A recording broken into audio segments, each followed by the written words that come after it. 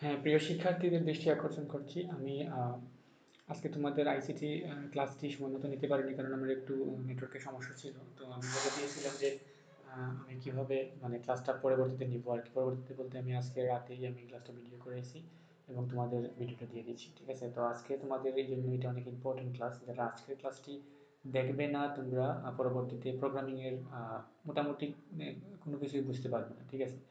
কারণ হলো যে আজকের ক্লাসটা হলো বেসিক। যেমন আমি গত দুইটা ক্লাসে, যেমন প্রথম ক্লাসে আমি দুইটি সংখ্যার ধনাত্মক পূর্ণ সংখ্যা হোক বা তিনটি সংখ্যার পূর্ণ সংখ্যা হোক, গড় হোক, যাই হোক, আমি প্রথম দিকের অ্যালগোরিদম কিভাবে লিখতে হয় অঙ্কগুলো, ঠিক আছে? প্রোগ্রামিং এর বলেছিলাম আমি কি যে প্রথমে অ্যালগোরিদম, ফ্লোচার্ট এবং সি প্রোগ্রামিং, এই তিনটা জায়গা থেকেই বড় প্রশ্ন আসে, ঠিক আছে? এটা আমি বলেছিলাম প্রথম দিকের ক্লাসে। তোমরা যারা শুনো নাই তারা শুনে নিবা বা ক্লাসগুলো দেখে নিবা।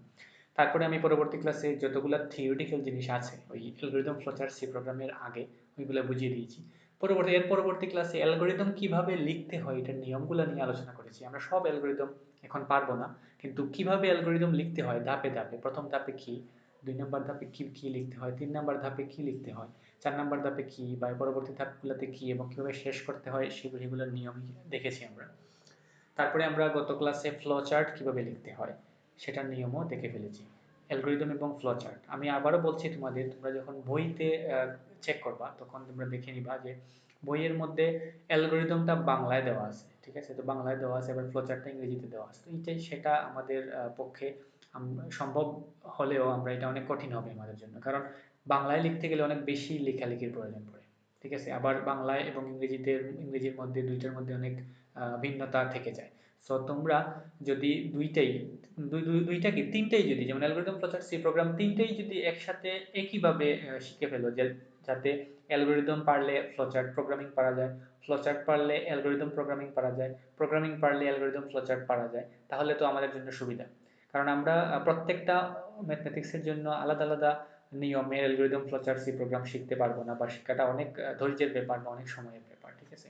তো আমরা প্রোগ্রামিং পারতে হবে, প্রোগ্রামিং এর অ্যালগরিদম ফ্লোচার্টও পারতে হবে, কিন্তু কতটুকু সহজে বা কতটুকু সহজ টেকনিক অবলম্বন করে আমরা এগুলা আহ, বুঝতে পারি, সেই জিনিসগুলো আমাদের আরো ক্লিয়ার করতে হবে, ঠিক আছে? তো তোমরা যারা ক্লাস আমার গত দুই তিনটা ক্লাস প্রোগ্রামিং এর ক্লাসগুলো দেখোনি, তোমরা প্রোগ্রামিং ক্লাসগুলা মানে আমাদের কাছে একটা রিকোয়েস্ট থাকলো যে তোমরা আগে ওই ক্লাসগুলো দেখে নাও, তারপরে তোমরা এই ক্লাসটা দেখো, ঠিক আছে? আমি প্রোগ্রামিং এর সব ক্লাসই কম্পিউটারে বা ইয়েতে ইউটিউবে আপলোড করছি, তোমরা একটা একটা করে সবগুলো ক্লাসই দেখে নিতে পারবে, ঠিক আছে? তো আজকে আমরা এই অ্যালগরিদম ফ্লো চার্টের পরে আজকে আমরা প্রোগ্রামিং কিভাবে লিখতে হয় এই প্রোগ্রামিং এর কিছু নিয়ম দেখাবো। কারণ তোমরা দেখো যে আমার ওই যে দুটি সংখ্যার পূর্ণ সংখ্যার যোগফলের নির্ণয় অ্যালগরিদম ফ্লো চার্ট ও সি প্রোগ্রাম লিখো, এখানে আমি একটা নিয়মে প্রোগ্রামিং করছি। তোমরা এই সেই অঙ্কটা কোনো গাইডে দেখলে দেখবা এটা অন্য নিয়মে করছে, কোনো তোমরা যদি মেইন বইয়ে খুঁজো দেখবা একটা অন্য নিয়মে আরো অন্য নিয়মে করছে, যদি টেস্ট পেপারে খুঁজে দেখবা এই অঙ্কটাই অন্য নিয়মে করছে। তো এই একটা অঙ্ক বিভিন্নভাবে যাওয়া যায়। যেমন মনে করো যে আমি আমার সিটি কলেজে যাব, তো সিটি কলেজে যেতে হলে আমি টিলাগড়ে আছি, টিলাগড় থেকে বিভিন্নভাবে টিলাগড়ে যাওয়া যায়, ঠিক আছে? আমি বন্দর হয়ে তারপরে সিটি কলেজে যেতে পারি, আমি উপশহরের ভেতর দিয়ে সিটি কলেজে যেতে পারি, আমি আবার এখানে মধ্যেখানে আবার ওই শাপলাবাগের ভেতর দিয়ে গিয়ে আমি উপশহর দিয়ে গিয়ে তারপরে সিটি কলেজে যেতে পারি। মানে একটা জিনিস করার অনেকগুলো ওয়ে থাকে, ঠিক আছে? তো আমাদেরকে এমনভাবে সবগুলো ওয়ে আমাদের জানার দরকার নেই, ঠিক আছে? যেমন প্রোগ্রামিংটা হলো বিশাল একটা সমুদ্র। তো বিশাল একটা সমুদ্র থেকে আমাদেরকে জানতে হবে যে আমাদের ম্যাথমেটিক্সটা বা প্রোগ্রামিংটা কিভাবে করতে হবে, কিভাবে প্রোগ্রামিং করলে এটা ইজি হয়ে যাবে, সেই বিষয়টা আমাদেরকে জানতে হবে। এবং সেটা জানলেই আমরা সবগুলো প্রোগ্রামিং করে নিতে পারবো, ঠিক আছে? তো আমাদেরকে জানতে হবে যে আমরা মেইন বইয়ের মতো বা অথবা কোনো গাইডের মতো অথবা কোনো টেক্সট পেপারে যেরকম দিয়ে দিছে সবগুলোর সাথে আমাদের সেম টু সেম মিলবে না, কিন্তু তারপরেও মোটামুটি কিছু মিলবে। তো আমরা মানে তোমরা নিজেরাই যখন এই প্রোগ্রামিং এর স্ট্রাকচারটা বুঝে যাবে তখন তোমরা নিজেরাই মিলিয়ে দেখতে পারবে যে কোন জায়গাতে মিলে নাই এবং কেন মিলে নাই, কোন জায়গাটাতে ওরা কি করছে আমরা কি করছি, ঠিক আছে? তো আজকের এই ক্লাসটা খুব বেশি গুরুত্বপূর্ণ। আমরা অ্যালগরিদম ফ্লো চার্টের যেভাবে নিয়মটা শিখে ফেলেছি, আমরা প্রোগ্রামিং এরও আজকে নিয়ম শিখবো শুধুমাত্র। এই নিয়মটা শেখার পর আমরা প্রোগ্রামিং পরবর্তী ক্লাসগুলোতে আমার একটা স্টুডেন্ট তোমাদেরই সাথেরই একটা না অন্য দুই একজন স্টুডেন্ট আমাকে নক করেছিল যে স্যার আমাদের প্রোগ্রামিং ক্লাসগুলো একটু লাইভে নেবেন, কারণ প্রোগ্রামিং ক্লাসগুলো লাইভে নিলে সরাসরি প্রশ্ন করা যায়। আর সরাসরি প্রশ্ন আরও অনেক ক্লাসগুলো যে গত ক্লাস কয়েকটা ক্লাস গেছে ওইগুলোতে অনেক প্রশ্ন রয়ে গেছে ওদের, ওরা লাইভ ক্লাস হলে ওরা ঠিকমতো নিতে পারে, মানে ক্লাসগুলো করলে তারা ঠিকমতো আমাকে প্রশ্ন করতে পারে। তো এই জন্য আমি আগামী ক্লাসটা, তোমাদের শনিবারের ক্লাসটা চেষ্টা করব আমি অনলাইনে মানে লাইভ নেওয়ার জুমে। তো তোমরা আশা করি তোমরা এই ক্লাসটাতে উপস্থিত থাকবে। প্রোগ্রামিং এর অ্যালগরিদম ফ্লোচার্টের এবং সি প্রোগ্রামিং এর আজকে যেটা বোঝাবো আমি, ওটার যে প্রবলেমগুলো থাকবে সেটা তোমরা ক্লিয়ার করতে পারবে। যাই হোক, তো আমরা যাই প্রোগ্রামিং এ। প্রোগ্রামিং এ যখন আমরা করব, আমরা তো অ্যালগরিদম ফ্লোচার্ট এটা তো আমরা খাতায় করব। প্রোগ্রামিংটা ডিজাইন করার জন্য অ্যালগরিদম এবং ফ্লোচার্ট তৈরি করা, ঠিক আছে? আমি বলেছিলাম একটা প্রোগ্রামিং এর ধাপগুলোতে যে প্রোগ্রামিং করতে হলে প্রোগ্রামিং এর প্রথমে ডিজাইন করতে হয়, এই ডিজাইনটাই হলো অ্যালগরিদম ফ্লোচার্ট। এটা তো আমরা খাতায় করব, তারপরে আমরা প্রোগ্রামিং করব। এখন প্রোগ্রামিং এর ওই যে কোনিও, স্টুডিও, ইনক্লুড কোনিও, তারপরে ভয়েড মেইন, এগুলো কি, কিভাবে আসলো, কেন আসলো, কোন জায়গা থেকে আসলো, সেটা আমি নিয়ে একটু আলোচনা করি। যেমন আমি যদি প্রোগ্রামিং যখন করতে হয়, প্রোগ্রামিং মানে কি আমি বলেছিলাম যে প্রোগ্রাম মানে একটা সফটওয়্যার তৈরি, যে আমরা কোনো একটা ইনস্ট্রাকশন দিব কোনো একটা যন্ত্রকে, এটাই ইনস্ট্রাকশনটাই বা এই যে আমি বর্ণনা করলাম কিছু, এই বর্ণনাটাই হলো কি প্রোগ্রামিং, ঠিক আছে? এই বর্ণনাটাই হলো কি প্রোগ্রামিং। তো প্রোগ্রামিং মানে কি, প্রোগ্রামিং তৈরি করে একটা প্রোগ্রাম তৈরি করে, একটা প্রোগ্রাম কি আছে সফটওয়্যারের মতো কাজ করে। যেমন এখানে দুটি সংখ্যার পূর্ণ সংখ্যার যোগফল নির্ণয়ের একটা অ্যালগরিদম ফ্লোচার্ট এবং সি প্রোগ্রাম আমরা তৈরি করেছি। এই সি প্রোগ্রামটা যখন আমি কোনো একটা ওই প্ল্যাটফর্মে লিখে, যে প্ল্যাটফর্মে সি প্রোগ্রামিং লেখা হয়, এটাতে লিখে যখন আমি এটাতে রান করব, তখন কি কাজ করবে, যে কোনো দুইটা ইনপুট, দুটি ধনাত্মক পূর্ণ সংখ্যা, কোন দুইটা পূর্ণ সংখ্যা আমাদের কিন্তু বলে নেই।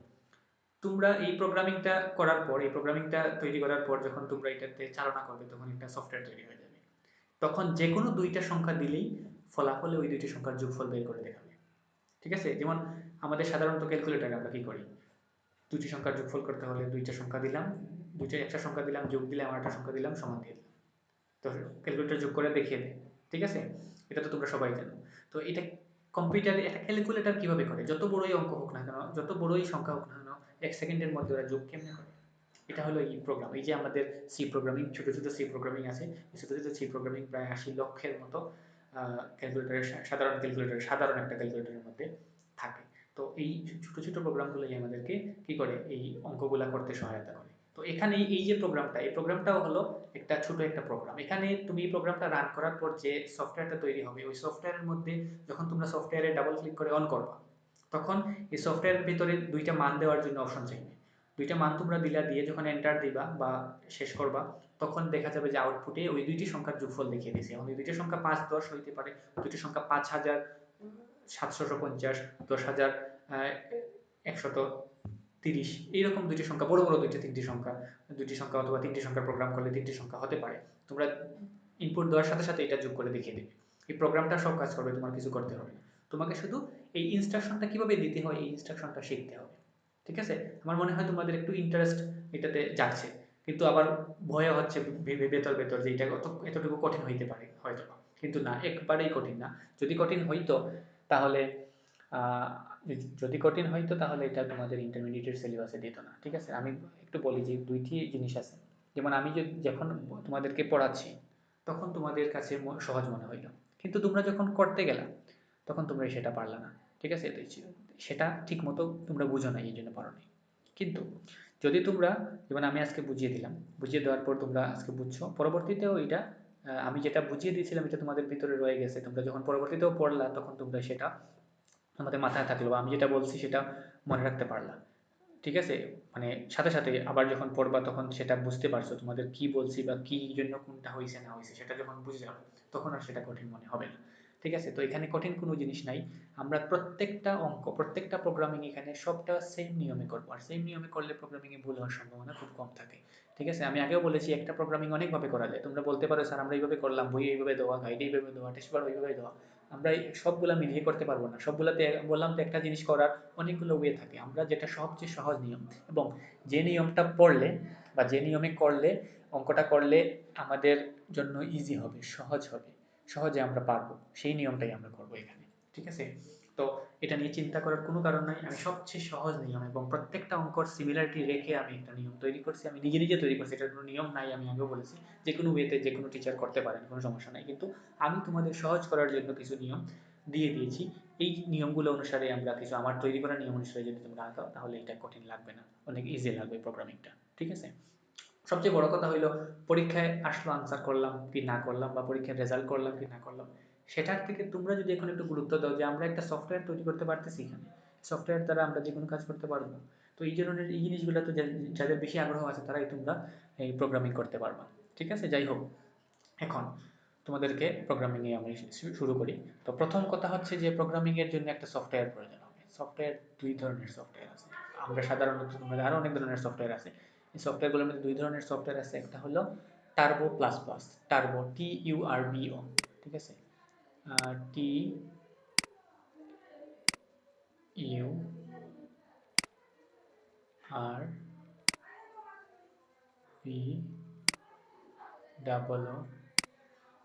টার্বো প্লাস প্লাস, এই টার্বো প্লাস প্লাসটা এটা। এবং আরেকটা সফটওয়্যার হলো, আমি এটা তোমাদের ইয়েতে দেখিয়ে দিই, ইন্টারনেটে দেখিয়ে দিই, কোড ব্লকস। এইটা কোড ব্লকসটা অনেক আপডেট, এবং আমরা কোড ব্লকসটা দিয়েই প্রোগ্রামিং করব। আমি আগেই বলে নিলাম কারণ কি, কারণ টার্বো দিয়েও আমরা করতে পারবো, টার্বো দিয়ে করলেও সমস্যা নাই, কোড ব্লকস দিয়ে করলেও সমস্যা নাই, কিন্তু কোড ব্লকস দিয়ে করার মানে হচ্ছে কোড ব্লকসটা একটু রঙিন। যেমন আমরা HTML যখন পড়েছিলাম তখন নোটপ্যাড এবং নোটপ্যাড প্লাস প্লাসের মধ্যে একটু পার্থক্য দেখেছিলাম, কি যে নোটপ্যাডের মধ্যে যা হয় নোটপ্যাড প্লাস প্লাসের মধ্যে সেম সেম জিনিসই হয়, কিন্তু নোটপ্যাড প্লাস প্লাসের মধ্যে একটু কালার চেঞ্জ হয়, একটু দেখতে সুন্দর, এটাতে অনেক আমাদেরকে অনেক সাজেশন দেয় কিছু লেখার পর, যে এটা ওইভাবে হবে ওইভাবে হবে না, এইরকম আমরা অনেক সাজেশন পাই। তো এইভাবে টার্বো এবং কোড ব্লকসের মধ্যেও একটু ভিন্নতা আছে। কোড ব্লকসের মধ্যে একটু কালার্স টালার্স দিয়ে দিবে, আমাদেরকে বুঝিয়ে দিবে কোনটাকে কি বলে, এটা কালার্সের মাধ্যমে আমরা ডিফাইন করতে পারবো। আর টার্বোর মধ্যে একটু, এটা পুরাতন সফটওয়্যার যদি এটা অনেক আপডেট করে ফেলছে বর্তমানে, কিন্তু তারপরেও কোড ব্লকসটা অনেক ইজি এবং কোড ব্লকস দিয়ে প্রোগ্রামিং করাটা অনেক সহজ হয়।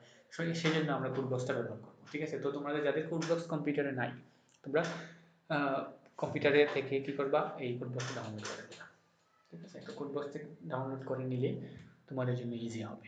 ঠিক আছে, তোমরা প্রোগ্রামিং করতে পারবা। যাদের কম্পিউটার নাই, তোমরা কোড ব্লকস লিখে রাখো, কোড ব্লকস এবং কি টার্বো প্লাস প্লাস, এই দুইটা সফটওয়্যার সাধারণত ব্যবহার করা হয় প্রোগ্রামিং এর ক্ষেত্রে তোমাদের সিলেবাসের জন্য। আরো বড় বড় সফটওয়্যার আছে প্রোগ্রামিং এর জন্য, কিন্তু সাধারণত এটাই ব্যবহার করা হয়। ঠিক আছে, তো আমরা কিভাবে এটা দিয়ে কাজ করা হয়, এটা সবগুলোই জিনিসই আমি দেখিয়ে দিব যখন লাইভ ক্লাস করবো। আগে প্রথমে আমার বুকে বুঝে নিতে হবে যে কিভাবে আমি প্রোগ্রামিং করবো বা কোড ব্লকস কি হবে। এখানে ডাউনলোড অপশন আছে, ডাউনলোড থেকে ডাউনলোড করে নিব আমরা। ডাউনলোড করে এটা ইনস্টল দিলাম, এটা ফ্রি, ইনস্টল দিলাম। তো ইনস্টল দেওয়ার পর আমাদেরকে অপশন আসবে, এরকম লেখার মতো একটা জায়গা দেবে। ঠিক আছে, ওয়ার্ডে যেরকম আমরা লিখি, লেখার মতো একটা সাদা পেজ দেবে, এই পেজের মধ্যে আমাদের প্রোগ্রামিং করতে হবে। আচ্ছা, লিখলাম, লিখে তারপরে আমরা এটা রান করব, কাজ হয়ে যাবে। এখন যদি আমাদের এই একটা প্ল্যাটফর্মের মধ্যে আমরা কিভাবে লিখব, তো আমরা একটু আমাদের বইয়ের মধ্যে যাই। বইয়ের মধ্যে একটা জায়গা আছে সি ভাষার প্রোগ্রামের গঠন, এইরকম একটা চার্ট তোমরা দেখতে পারবা, সবার বইই আছে। এই পেজটা তোমরা বের করে নিবা যখন তোমরা আমাদের এই আমার ভিডিওটা দেখবা। ঠিক আছে, দেখার পর আমি এখানে একটু বুঝিয়ে দিই কিভাবে কেন করতে হবে, তাহলে তোমরা ইজিলি একটু বুঝতে পারবা। এখানে এই জিনিসটা, ওই চার্টটা আমাদের জন্য খুব বেশি গুরুত্বপূর্ণ। মনে করো এই চার্টের মধ্যে কোনো কিছু লেখা নাই, এখানে অনেকগুলো সেকশনে ভাগ করা আছে, documentation section, link section, definition section, global declaration section, main function section এবং সাব প্রোগ্রাম সেকশন। তো মনে করো যে এখানে কোনো কিছুই নেই, এটা খালি, এটার মধ্যে আমাদের প্রোগ্রামিং করতে হবে। ঠিক আছে, এই পুরোটার মধ্যে আমাদের প্রোগ্রামিং করতে হবে। এখন প্রোগ্রামিং এর যে আমরা যে জিনিসগুলো দেখলাম এখানে, এই যে include, studio, conio, void main, integer, scanf, sum, print, get, second bracket শেষ, এগুলা কোনটা কোন জায়গায় লিখবো, কেন লিখবো, সেগুলো আমাদেরকে একটু মাথায় রাখতে হবে। ঠিক আছে, তো প্রথমে যাই আমরা, যে এই যে পুরা পেজটাকে কয়েকটা সেকশনে ভাগ করছে, যে আমি ওই সেকশনে আমাকে ওই জিনিসই লিখতে হবে, 2 নম্বর সেকশনে আমাদের ওই জিনিসটা লিখতে হবে, 3 নম্বর সেকশনে আমাদের ওই জিনিসটা লিখতে হবে, 4 নম্বর সেকশনে ওই জিনিসটা লিখতে হবে। এইভাবে সেকশন সেকশন ভাগ করে দিয়েছি, আমি ওই সেকশনে ওই জিনিসগুলো লিখে লিখে যাবো। আমাদের প্রশ্নের মধ্যে যে যে জিনিসগুলো আমাদেরকে প্রোভাইড করবে, আমরা ওই সেকশন ওয়াইজ যে সেকশনের যে জিনিসটা লিখতে হয় ওইটা লিখে লিখে গেলেই আমাদের প্রোগ্রামিং হয়ে গেছে। কি, ইজি তো? আচ্ছা, ইজি না লাগলে কোনো সমস্যা নেই, দেখতে কঠিন মনে হইতেছে কিন্তু কোনো কঠিন না। আমি আবারও বলছি, দেখতে মনে হচ্ছে কঠিন কিন্তু সেটা কোনো কঠিন কিছুই না। প্রশ্ন দেখে দেখে আমরা জাস্ট খালি শুধুমাত্র মানগুলা বসাবো। ঠিক আছে, কিছু মুখস্থ করতে হবে কিছু জিনিস। ঠিক আছে, তো আমরা মুখস্থ তো অনেক জায়গায় করি, এটা কোনো সমস্যা নাই। তো এখন কি করব আমরা প্রোগ্রামিং এর ক্ষেত্রে, প্রথমে কি করতে হয়, প্রথমে যে সেকশনটা আছে সেটা হলো ডকুমেন্টেশন সেকশন। এই ডকুমেন্টেশন সেকশনের মধ্যে আমরা কি করব, ডকুমেন্টেশন সেকশন হইল যে আমরা ওই যে প্রোগ্রামিং করব, প্রোগ্রামিংটা কোন বিষয়ে করব, কি নিয়ে করব, কিভাবে করব, আমরা যাই লিখতে চাওয়ার একটা, মানে আমরা তো প্রোগ্রামিং করব প্রোগ্রামিং ভাষায়, আমাদের ভাষায়, আমাদের সাধারণ ল্যাঙ্গুয়েজে না। তো আমরা প্রোগ্রামিং করে আজকে রাখলাম, রাখার পরে আমরা 10 বছর পরে এই প্রোগ্রামিংটা আমি আবার খুললাম, খুলে দেখলাম যে এখানে শুধুমাত্র প্রোগ্রামিং করা, প্রোগ্রামিং রান করে দেখলে আমরা বুঝতে পারবো যে এখানে কী কাজ হচ্ছে। কিন্তু যদি আমরা রান করার আগে জানতে চাই যে কী কাজ হচ্ছে, সেটা আমরা বুঝবো না যে এখানে কী লেখা আছে প্রোগ্রামিং ভাষায়। তো আমরা এই যে এখানে লেখা আছে, this is my first program in C, I have written my comment to clarify my program, এই জিনিসটা যদি আমি এই ডকুমেন্টেশন সেকশনে কমেন্ট আকারে লিখে দিই, কমেন্ট আকারে লিখে বলতে কি বোঝায়, কমেন্ট আকারে লেখা বলতে বোঝায় যে আমি এখানে যা আমার মনে যা চায় তাই লিখতে পারি, আমার মন যা চায় আমি তাই লিখতে পারি কমেন্ট সেকশনে। কিন্তু এটা প্রোগ্রামের কোনো অংশ না, বা প্রোগ্রামের লিখলেও প্রোগ্রামের কোনো সমস্যা নেই, না লিখলেও প্রোগ্রামের কোনো ক্ষতি নেই। তো এই ডকুমেন্টেশন সেকশনটা অনেক সুন্দর একটা প্ল্যাটফর্ম বা সেকশন, যেখানে আমরা কি করতে পারি, আমাদের প্রয়োজনীয় জিনিসগুলো লিখতে পারি, অঙ্ক কী নিয়ে হচ্ছে, কিভাবে হচ্ছে, সেগুলো জিনিস লিখতে পারি। কিন্তু এখানে কোনো ধরনের অঙ্কতে কোনো ধরনের বাধা ধরা নিয়ম থাকবে না, এই জায়গাটা শুধুমাত্র কমেন্ট লেখার জন্য থাকবে। ঠিক আছে, এই যে সেকশনটাকেই বলা হয় ডকুমেন্টেশন সেকশন, সবার উপরে এটাই লিখতে হয়। ঠিক আছে, আমি আবারও বলছি, কমেন্ট মানে কি, প্রোগ্রামের ঐচ্ছিক একটা অংশে প্রোগ্রামের প্রয়োজনীয় মন্তব্য থাকে, প্রোগ্রামের নির্বাহী এই অংশের কোনো ভূমিকা নেই, প্রোগ্রামের মধ্যে এটা লিখলেও কোনো সমস্যা নেই, না লিখলেও কোনো সমস্যা নাই। কিন্তু যদি আমি চাই যে আমি অঙ্কটা কি হচ্ছে, আমি নিচে কি করতে যাচ্ছি, সেটা আমি একটু প্রথমে আমার ভাষায় ব্রিফ লিখে দিই, যাতে পরবর্তীতে কোনো প্রোগ্রামার ছাড়া অন্য কেউ যদি প্রোগ্রামটা দেখে তাহলে বুঝতে পারবে উপর পরে যে এখানে কি নিচে কি করা আছে। ঠিক আছে, আমরা যারা প্রোগ্রামিং পারবো কদিন পর, আর আমরা তো প্রোগ্রামিং দেখে বুঝতে পারবো যে এখানে কি লেখা আছে, কিন্তু যারা প্রোগ্রামিং পারে না, যেমন আমি যদি একটা প্রোগ্রামিং দেখাই তোমাদেরকে যে এখানে কি লেখা আছে, তোমরা কি কিছু বুঝতে পারবা, কিছুই বুঝতে পারবে না, তাহলে আমি এখানে কিন্তু কোনো ডকুমেন্টেশন সেকশনের মধ্যে কোনো কমেন্ট লিখি নাই, কি করছে এখানে কিছুই লিখি নাই, তো তোমরা এটা বুঝতে পারবো না। তো এটা লিখে লিখলে হয়, না লিখলে কোনো সমস্যা নাই, কিন্তু এই সেকশনটাতে কি বা কমেন্ট লিখতে হলে কোন জায়গায় লিখতে হয় সেটা আমাদের জানতে হবে। ঠিক আছে, তো কমেন্ট লেখার দুইটা নিয়ম আছে, একটা হলো যদি এক লাইনের প্রোগ্রাম হয়, এক লাইনের কমেন্ট হয়, তাহলে সামনে দুইটা স্ল্যাশ দিয়ে লিখলেই এটা কমেন্ট আকার ধারণ করবে। অথবা যদি একাধিক লাইনের কমেন্ট হয়, তাহলে কিভাবে লিখতে হবে, সামনে দুইটা স্ল্যাশ না, এখানে ভুল একটু দেওয়া আছে, এখানে একটা স্ল্যাশ হবে, একটা স্ল্যাশ পরে একটা অ্যাস্টেরিক সাইন, তারপরে কমেন্ট আমার যত লাইন হলো 3 লাইন 4 লাইন লিখলাম, লেখার পর শেষে কমেন্টের শেষে অ্যাস্টেরিক সাইন, তারপর একটা স্ল্যাশ দিয়ে দিলাম। ঠিক আছে, আমি আবারও বলছি যে প্রথমে দুইটা স্ল্যাশ দেওয়া আছে বইয়ের মধ্যে, সেটা ভুল, এখানে একটা স্ল্যাশ হবে, এটা প্রিন্টিং মিস্টেক হয়ে গেছে। ঠিক আছে, তো এইটাই গেল আমাদের ডকুমেন্টেশন সেকশনের কাজ। পরবর্তীতে আসলে লিঙ্ক সেকশন। তো লিঙ্ক সেকশনের কাজটা কি, লিঙ্ক সেকশনের কাজটা হলো, যেমন প্রত্যেকটা প্রোগ্রামে কিছু ফাংশন প্রয়োজন হয়, সূত্র, আমরা বাংলা শুদ্ধ বাংলা যেটা বলি সূত্র, আমার যোগ করতে হলে যোগের সূত্র প্রয়োজন, গুণ করতে হলে গুণের সূত্র প্রয়োজন, ভাগ করতে হলে ভাগের সূত্র প্রয়োজন, প্রয়োজন তো। আচ্ছা, প্রত্যেকটা অঙ্ক করার জন্য কিছু সূত্র প্রয়োজন হয়, আর এই সূত্রগুলা আমরা আমাদের করার জন্য, বা অঙ্কগুলা করার জন্য এই সূত্রগুলা প্রয়োজন হয়, সূত্রগুলাকে দুই ভাগে ভাগ করা হয়েছে, সূত্রগুলাকে প্রোগ্রামিং এর ভাষায় ফাংশন বলা হয়। ঠিক আছে, ফাংশনকে দুই ভাগে ভাগ করা হয়েছে। আমি আবার বলছি, আমরা নর্মালি গণিতের ক্ষেত্রে যেগুলোকে সূত্র বলি, প্রোগ্রামিং এগুলোকে ফাংশন বলা হয়। প্রোগ্রামিং এর ফাংশনকে দুই ভাগে ভাগ করা হয়েছে, একটা হলো ইউজার ডিফাইন্ড ফাংশন, আমি আবারও বলছি ইউজার ডিফাইন্ড ফাংশন, আর একটা হলো কি ফাংশন, ওই ইউজার ডিফাইন্ড ফাংশন, আর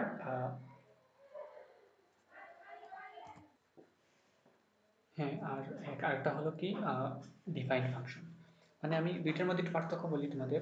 পার্থক্য হলো যে কিছু সূত্র আছে যেগুলা তৈরি করা থাকে, আমরা শুধু ব্যবহার করি, এগুলোকে বলা হয় ডিফাইন্ড ফাংশন। এবং যে সূত্রগুলো আমরা অঙ্কর ক্ষেত্রে তৈরি করি, যেমন যদি যোগ করি, আমরা দুইটি সংখ্যা দিলে দুইটি সংখ্যার জন্য সূত্র আলাদা হয়, তিনটি সংখ্যার জন্য তিনটি সংখ্যার সূত্র আলাদা হয়, চারটি সংখ্যার জন্য চারটি সংখ্যার সূত্র আলাদা হয়। এভাবে ভাগের ক্ষেত্রে সেম, যদি গড় হয় তাহলে দুটি সংখ্যার গড় হলে দুটি সংখ্যা যোগ করে 2 দিয়ে ভাগ, তিনটি সংখ্যার গড় হলে তিনটি সংখ্যা যোগ করে 3 দিয়ে ভাগ। তো এইভাবে সূত্রগুলো আমরা নিজেরা প্রশ্ন দেখে তৈরি করি।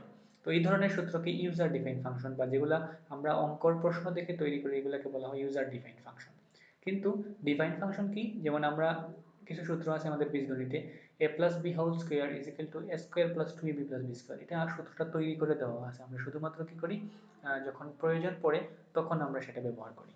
ঠিক আছে, তো এই প্রয়োজন পড়ে যখন, তখন আমরা সেটা ব্যবহার করি, আর এই জন্যই এটাকে বলা হয় ডিফাইন্ড ফাংশন, এটা তৈরি করা থাকে আমরা ব্যবহার করি। তো এই যে ফাংশনসগুলো আছে, এই ফাংশনগুলো অনেক ফাংশন আছে প্রোগ্রামিং এর ক্ষেত্রে। তো আমাদেরকে কি করতে হবে, প্রোগ্রামিং এর ক্ষেত্রে কিছু ফাংশন আছে, যেমন ফাংশনগুলো আমাদেরকে অঙ্কের মধ্যে যে যে ফাংশন প্রয়োজন, এই ফাংশনগুলো আমরা ব্যবহার করি।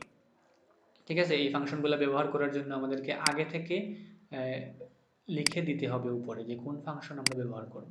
কারণ এখানে যদি আমরা যে ফাংশনগুলো আমাদের প্রয়োজন সেগুলো যদি আমরা ব্যবহার না করি, মানে আগে না দিয়ে দিই, তাহলে কিন্তু হবে না। যেমন আমি তোমাদের গত ক্লাসে একটা বা এর আগের ক্লাসে একটা এক্সাম্পল বলেছিলাম, যদি আমাদের কোনো রোবটকে যদি প্রোগ্রামিং শেখাতে যাই বা কোনো চা তৈরি করার জন্য প্রোগ্রামিং রোবটকে বলি চা তৈরি করার জন্য এটাকে ইনস্ট্রাকশন দিই, তাহলে প্রথমে কি বলতে হবে কি, যে আমার চা তৈরি করতে যে যে ইয়ে লাগে, উপকরণ লাগে, সেই উপকরণগুলো আগে আছে কিনা সেটা চেক করার জন্য। তো এই জন্যই প্রোগ্রামিং এর ক্ষেত্রে সেম জিনিস, যে অঙ্কটা করতে বলা হবে সেই অঙ্কর জন্য কোন কোন ফাংশন দরকার বা যা যা দরকার সেগুলো আগে আছে কিনা সেগুলো চেক করবে রোবট। তারপরে অঙ্কের মধ্যে সে মানে অঙ্কের মধ্যে যাবে বা দেখবে যে কি করতে হবে বা কিভাবে করতে হবে না করতে হবে, এই জিনিসগুলো দেখবে। তো এই জন্যই আমাদেরকে কি করতে হবে, প্রথমেই দেখতে হবে যে এখানে ফাংশন কোনটা কোনটা প্রয়োজন সেগুলো দেখতে হবে। তাহলে আমাদেরকে লিঙ্ক সেকশনে কি ইউজ করতে হবে, লিঙ্ক সেকশনে ফাংশন ইউজ করতে হবে না। এই ফাংশনসগুলো তো আমি বসে বলেছিলাম না যে ফাংশনগুলো অসংখ্য ফাংশন আছে, ঠিক আছে। আমি একটা চার্ট আছে এখানে, চার্টটা আমি একটু দেখিয়ে দিই। চার্টের মধ্যে অনেকগুলো ফাংশন দেওয়া আছে, কোন ফাংশনে কি কাজ করে বা কি কোন ফাংশন ব্যবহার করলে কোন কাজটা হয় না হয় সেগুলো আমরা এখান থেকে দেখে নিতে পারবো। তো আমি একটু দেখি চার্টটা আগে পিছিয়ে কোন জায়গাতে দেওয়া আছে, আমি এটা দেখতেছি। তোমরা একটু দাঁড়াও। ঠিক আছে তো ঠিক আছে তো এই প্রোগ্রাম, এই যে একটা চার্ট তোমরা দেখো, একটু চার্টটা একটু খেয়াল করো। এই চার্টটার মধ্যে দেখো এখানে এখানে লাইব্রেরি ফাংশন বা ফাংশন, এখানে অনেকগুলো ফাংশন আছে। এই ফাংশনগুলা একটা হেডার ফাইলের অন্তর্গত, ঠিক আছে। আবার ওই দুইটা ফাংশন আছে, এই দুইটা ফাংশনটা আবার এই হেডার ফাইলের অন্তর্গত, ঠিক আছে। আবার এই তিনটা ফাংশন আবার এই হেডার ফাইলের অন্তর্গত। তো আমাদেরকে কি করতে হবে, আমাদেরকে ওই লিঙ্ক সেকশনের মধ্যে, ঠিক আছে, ওই লিঙ্ক সেকশনের মধ্যে যদি আমরা এই প্রিন্টএফ স্ক্যানএফ গেটচার পুটচার এগুলা ব্যবহার করতে চাই, অঙ্কের মধ্যে এগুলার প্রয়োজন পড়ে, আমরা যদি আগে দেখি যে না এই ফাংশনগুলোর এখানে প্রয়োজন আছে, তখন আমরা কি করব, তখন আমরা এই ফাংশনগুলো ব্যবহার করতে হলে আমাদেরকে ওই লিঙ্ক সেকশনে হেডার ফাইল হিসেবে studio.h টাই দিয়ে দিতে হবে। যদি আমরা এই studio.h টা আমরা লিঙ্ক সেকশনে উল্লেখ করে না দিই, তাহলে আমরা অঙ্কের মধ্যে বা অঙ্কের ভেতরে এই printf scanf getchar putchar এগুলো আমরা ব্যবহার করতে পারবো না। ব্যবহার করলে দেখাবে যে এটা আগে ডিফাইন করা হয় নাই। যেমন মনে করো তোমরা যদি চা তৈরি করতে যাও, তোমরা আগে গিয়ে দেখলা এখানে 2 কাপ চা আছে, ঠিক আছে। তো তোমরা 2 কাপ চা তৈরি করলে, কিন্তু পরবর্তীতে মালিক গিয়ে বলল যে তুমি 2 কাপ চা, এখানে এখানে তো 10 কাপ চা হওয়ার কথা, তখন তুমি বলবা যে এখানে তো কাপই মাত্র 2টা। তো এইভাবে ফাংশন যেগুলা যেগুলা প্রয়োজন সেগুলা কোন হেডার ফাইলের অন্তর্গত, এই হেডার ফাইলের নামটা উল্লেখ করে দিতে হবে। যদি আমার এখানে printf scanf লাগে, তারপরে getch লাগে, তো এটা কিন্তু দুইটা হেডার ফাইলের অন্তর্গত, আমাকে দুইটাই উল্লেখ করে দিতে হবে, studio.h এবং conio.h দুইটাই উল্লেখ করে দিতে হবে। আর দুইটা উল্লেখ করে দিলে ওই দুইটার অন্তর্গত যে ফাংশনসগুলো আছে এগুলো আমি ব্যবহার করতে পারবো। ক্লিয়ার? তো এখানে আমরা কি করব, হেডার লিঙ্ক সেকশনে হেডার ফাইল উল্লেখ করব, লিখবো। হেডার ফাইল লেখার নিয়ম কি, হেডার ফাইল লেখার নিয়ম হলো এইভাবে, প্রথমে একটা হ্যাশ দিতে হয়, তারপরে ইনক্লুড, তারপরে কোনিক ব্র্যাকেটের ভিতরে studio.h হলে studio.h, conio যদি হয় তাহলে conio.h, এভাবে দিতে হবে, ঠিক আছে। যতটা লাগে আমাদের অঙ্ক দেখে সেটা বুঝতে হবে যে কয়টা আমাদের ফাংশনস লাগবে এবং ওই ফাংশনসগুলো কতটা হেডার ফাইলের অন্তর্গত থাকে, ঠিক আছে। আমার মনে হয় সেটা ক্লিয়ার তোমাদের হয়ে গেছে, ঠিক আছে। তাহলে এখন আমরা আবার চার্টে চলে যাই। ঠিক আছে, তো আমরা এই দুইটা সেকশন দেখলাম, ডকুমেন্টেশন সেকশন এবং লিঙ্ক সেকশন, এই দুইটা সেকশনে কি কি লিখতে হবে, ঠিক আছে। তো তারপরে আসলো কি ডেফিনিটেশন সেকশন এবং গ্লোবাল ডিক্লারেশন সেকশন। তো আমরা আবার রোবটের গল্পতে চলে যাই। এই রোবটের গল্পতে কি, রোবটকে চা বানাতে দিতে হলে প্রথমে কি কি আছে না আছে সেটা চেক করবে কি। তো এখানে এই একটা অঙ্কের মধ্যে কতটা ইন্টিজার লাগবে, কতটা মানে কতটা ইন্টিজার বলতে আমি বুঝাতে চাচ্ছি যে কতটা সংখ্যা লাগবে, যেমন 1 2 3 4 5 6 কতটা লাগবে এগুলা, এবং এই সংখ্যাগুলোর জন্য কতটা ভেরিয়েবলস লাগবে, এগুলাকে বলা হয় কি ইন্টিজার আর ভেরিয়েবল। ইন্টিজার হলো সংখ্যাগুলা, আর ইন্টিজার সংখ্যাগুলা যে ভেরিয়েবলের মধ্যে বসতে হয়। মানে আমি একটু ক্লিয়ার করি বিষয়টা। যেমন আমরা যদি ভাত খাই, তাহলে ভাত তো আমরা আমাদের ওই যে ডেগের মধ্যে ভাত রান্না করা হয় এবং বড় ইয়েতে আমরা পেয়ালাতে আমরা কি করি তরকারি রাখি, তো আমরা তো ওইখান থেকে ভাত খাইতে পারবো না। আমরা ভাত খাওয়ার জন্য আলাদা প্লেট প্রয়োজন, এবং এই ভাত এবং তরকারি আলাদা আলাদা জায়গা থেকে আমরা আমাদের প্লেটে নিয়ে তারপরে আমরা ভাত খাই, ঠিক আছে। তো এই প্লেটটা কি এখানে কি ভূমিকা পালন করছে, এই প্লেটটা জাস্ট শুধুমাত্র আমাদের ওই ভাত এবং তরকারি রাখার জন্য বা ভাত খাওয়ার জন্য জাস্ট একটা জায়গা হিসেবে ব্যবহার করছি, আমরা ওই জায়গাতে রেখে আমরা ওইগুলো জিনিস খাবো। তো প্লেটটা এইভাবে ব্যবহার করা হয়েছে। তো এইভাবে ভেরিয়েবলগুলো যেমন এ বি সি ডি এগুলোকে ভেরিয়েবল বলা হয়। এই ভেরিয়েবলগুলো একটা প্লেস বা জায়গার মতো, স্থানের মতো, ঠিক আছে? তো এই কোনো সংখ্যা প্রোগ্রামিংয়ের মধ্যে সরাসরি বসতে পারে না। যেমন মনে করো আমাকে বলল দুটি সংখ্যার যোগফল 5 এবং 10, এই দুটি সংখ্যার যোগফল নির্ণয় করার জন্য। তখন আমি 5 এবং 10 সরাসরি লিখতে পারবো না, শুধু 5 এবং 10 লিখতে পারবো না। আমাকে কি করতে হবে, প্রত্যেকটা সংখ্যার জন্য আলাদা আলাদা কি করতে হবে, ভেরিয়েবল উল্লেখ করে দিতে হবে। যেমন মনে করো এখানে দেখো একটা অঙ্কতে এখানে বলা আছে দুটি ধনাত্মক পূর্ণ সংখ্যার যোগফল নির্ণয় করো। তাহলে দুটি ধনাত্মক পূর্ণ সংখ্যার জন্য ভেরিয়েবল কয়টা হবে, দুইটা হবে। এবং যোগফল নির্ণয় করো, এই দুইটা যোগ করার পর একটা ভেরিয়েবল, নতুন একটা সংখ্যা বাইর হবে না? তাহলে এই নতুন সংখ্যার জন্য যোগফলের জন্য আরেকটা ভেরিয়েবল, তাহলে মানে ভেরিয়েবল কয়টা হইলো, তিনটা। দেখো এই তিনটা আমি ভেরিয়েবল এখানে উল্লেখ করছি আমি। এরপরে আছে কি, তিনটি ধনাত্মক পূর্ণ সংখ্যার যোগফল, তিনটি ধনাত্মক পূর্ণ সংখ্যার জন্য তিনটা ভেরিয়েবল এবং যোগফলের জন্য আরেকটা ভেরিয়েবল, মানে কয়টা ভেরিয়েবল, চারটা ভেরিয়েবল। তো এই অঙ্কে তো দেখো আমরা এখানে চারটা ভেরিয়েবল আমি উল্লেখ করেছি। তো এইভাবে প্রত্যেকটা অঙ্কে কতটা ভেরিয়েবল প্রয়োজন হবে, এই ভেরিয়েবলগুলো আমাদেরকে উল্লেখ করতে হবে আগে, ঠিক আছে? এই ভুল ভেরিয়েবলগুলো আমরা উল্লেখ করব আগে, এবং কোন কোন সংখ্যা আমাদের প্রয়োজন হচ্ছে এই সংখ্যাগুলো আমরা উপরে, বা ইন্টিজারগুলো আমরা উপরে উল্লেখ করে দিতে হবে। তা না হলে পরবর্তীতে অঙ্কের মধ্যে এগুলো খুঁজে পাবে না। তো এই ডেফিনিটেশন সেকশনের মধ্যে সংখ্যাগুলো বা ইন্টিজারগুলো, এবং গ্লোবাল ডিক্লারেশন সেকশনের মধ্যে ভেরিয়েবল কোন কোনটা ভেরিয়েবল লাগছে এগুলাই উল্লেখ করে দিতে হবে, ঠিক আছে? আর কোনো কাজ নাই এখানে। আর মেইন ফাংশনের মধ্যে যাবতীয় কাজ করতে হবে। এবং মেইন ফাংশনের মধ্যে মেইন ফাংশন অনেকগুলো আছে, ইন্টিজার মেইন আছে, ভয়েড মেইন আছে, ঠিক আছে, শুধু মেইন আছে। তো আমরা অঙ্ক করব কোনটা দিয়ে, ভয়েড মেইন দিয়ে। এখানে ইন্টিজার মেইন যদি আমরা দেই তাহলে এখানে গেটস দিয়ে শেষ করতে পারবো না। মানে আমাদের ভয়েড মেইন দিলে, ঠিক আছে, ভয়েড মেইন দিলে শেষ করার আগে, যেমন দেখো ভয়েড মেইন দেওয়ার নিয়মটা কি, ভয়েড মেইন দিয়ে ফার্স্ট ব্র্যাকেট দিলাম, দিয়ে সেকেন্ড ব্র্যাকেট স্টার্ট করলাম, এবং সর্বশেষে আবার এই সেকেন্ড ব্র্যাকেটটা ক্লোজ করতে হবে, ঠিক আছে? সর্বশেষে অঙ্কর যতগুলো লাইন আছে সবগুলো শেষে এই সেকেন্ড ব্র্যাকেটটা ক্লোজ করতে হবে। যদি আমি ভয়েড মেইন দিই তাহলে সেকেন্ড ব্র্যাকেট ক্লোজ করার আগে আমাকে গেটস ফার্স্ট ব্র্যাকেট দিয়ে ক্লোজ করতে হবে, ঠিক আছে? যদি শুধুমাত্র মেইন দিই, শুধু মেইন দিই এখানে, তাহলে এখানে এই গেটসটা দিতে হবে না, জাস্ট এই সেকেন্ড ব্র্যাকেটটা দিয়ে শেষ করব। আর যদি আমি ইন্টিজার মেইন দিই তাহলে এখানে রিটার্ন 0 দিয়ে অঙ্ক করতে হবে।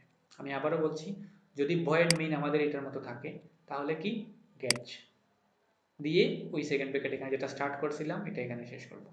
যদি শুধু মেইন থাকে তাহলে গেটসটা কিছুই দিতে হবে না এখানে, জাস্ট অঙ্ক শেষ করার পর সেকেন্ড ব্র্যাকেট। আর যদি ইন্টিজার আইএনটি, যেমন এই যেখানে দিয়েছি আমি নিচের লাইনে আইএনটি এবিসি এবি সাম, এটা যদি আমরা এই মেইনের সামনে লিখি, ইন্টিজার মেইন, তাহলে কি এখানে রিটার্ন 0 দিয়ে লিখতে হবে। তো আমরা ভয়েড মেইন দিয়ে করব, কারণ শুধু মেইন দিয়ে সব অঙ্ক হয় না, শুধু ইন্টিজার মেইন দিয়েও সব অঙ্ক হয় না। তো আমাদের মনে রাখতে হবে কি, আমাদের সব অঙ্কের মধ্যে ভয়েড মেইন হবে।